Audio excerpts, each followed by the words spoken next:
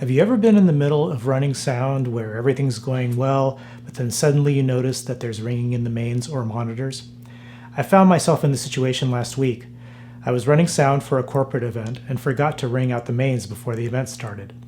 When one of the presenters came out, his lavalier mic started feeding back into the mains. It was a really frustrating situation. I wanted to boost his level, but I couldn't because I was bumping up against feedback. Now, in a perfect world, we should deal with this issue before the event even starts. We ring out the monitors and mains, we find problematic frequencies, notch them so that we don't have to deal with feedback later. But sometimes things don't go according to plan. We can run out of time, the setup of the stage might change, or we may just screw up and forget to ring out the speakers.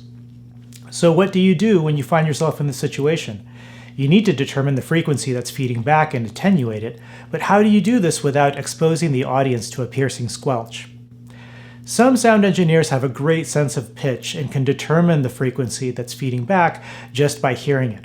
Now, my ears are not good enough to be able to do this, so I use a Spectrum Analyzer app on my phone as a crutch. Here's a recreation of what I did at the show. First, I'm going to create feedback by pointing my microphone directly into the speaker. Once I hear the ringing, I remember the frequency and hum or whistle it into the Spectrum Analyzer app on my phone.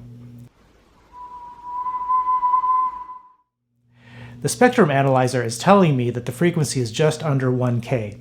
I can now open the parametric EQ for the output channel, select the frequency, and attenuate it. I set the bandwidth as narrow as possible so that I don't affect the tone any more than I have to. Now, when I point the mic into the speaker, notice that the 1K frequency is no longer ringing. Now, I admit that I didn't fully solve the problem because now a different frequency is ringing, but it's still an improvement.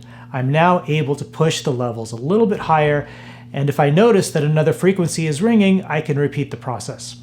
It was really liberating for me to discover that I had options for dealing with feedback after the event starts. I hope that others get value from this video and are able to use a similar technique to tame ringing frequencies when running sound.